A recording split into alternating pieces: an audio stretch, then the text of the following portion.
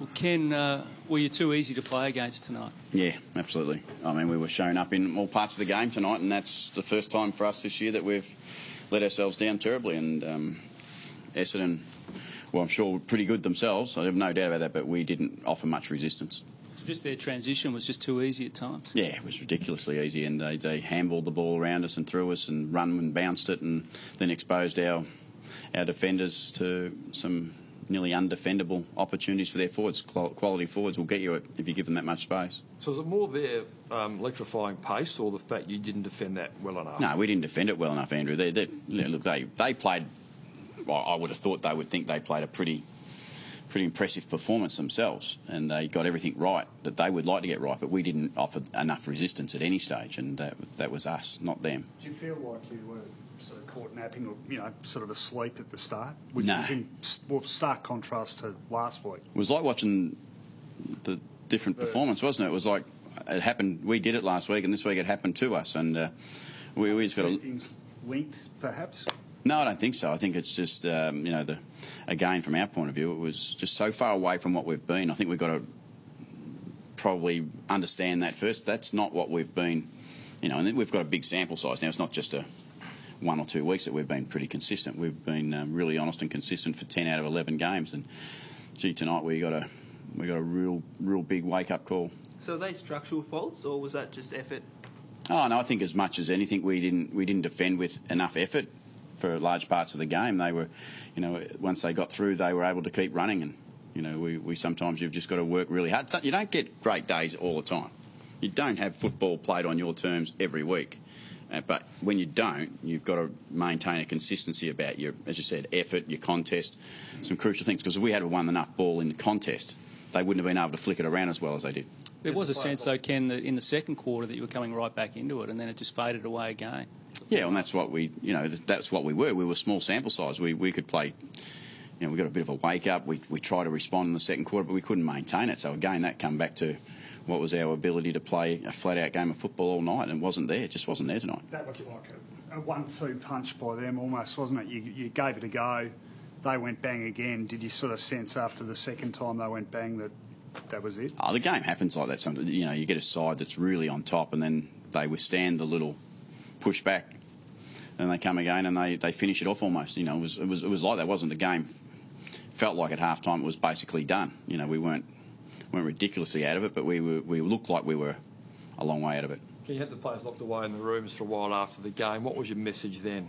We talked about our consistency and what we've been all year, and we didn't want to lose sight of the fact that we've actually been pretty consistent for the whole season. And then we asked some, I asked some questions about, so what happened tonight? And we need to go back, and tonight's probably not the ideal time for them to drill down, but we need to go back to almost last Thursday and go, okay, well, how did we prepare? How did we train? How did we plan? I think, until you're prepared to go back and drill right back down, we probably can't give a correct answer tonight, but there was some, energy missing from our team tonight. Do you expect it's a one-off, given the fact, as you quite rightly said, you had 10 consistent rounds, which you'd probably... it better be. That's my answer to that, is it better be. Because you can't deliver that sort of performance and expect that's acceptable. It's not acceptable. Are you shocked? Are you shocked by that energy level tonight, given the fact... I'm shocked by the outcome, the performance, because I can trust this group. This year we've been able to... And I've been getting those questions. Funny, isn't it? I've been getting those questions now for 3 or 4 weeks. This group's more trustworthy, this group's more consistent, you know what's going to happen. It just happens, doesn't it? Football comes and goes, whack, cop that. Is that a bit the nature of the competition this year too? I mean, it's so even, and there are so many contenders that you've only got to be a little bit off and you can get whacked. Yeah, so everyone's... Yeah. If you need a reminder, you've only got to watch every round, don't you? Well, every team's probably copped at least one of those sort of reversals. Yeah, I can go through, as you said, I can go through every team on the ladder. And now we've joined them, because I don't think until tonight you could have said that about us. No. That's what disappoints me. Yeah. Until tonight you could not have said that about Port Adelaide this year. Well, some players pay a price given the fact the Magpies have been so good. You're playing Westies tomorrow, but they've been very good this year. Yeah, we'll look at it. I mean, I'm not going to sit here tonight and say, we're going to make lots of changes in that, but we'll reward, we always have, and we will continue to reward performance. And, obviously tonight some people put themselves at risk. That's what should happen. Is it fair to say tonight Robbie Gray looked a little bit sorer than normal? No. God, I get sick of that question. It seemed to be labouring. No. Look, Rob's actually starting to get to a point where he's feeling like he's nearly right again. You know, he has worked through some trying times, but nothing unusual to what he's done in the past. That's what I keep reinforcing. When you play like that as a team and you look like that as a team, everyone looks terrible, I reckon, at points.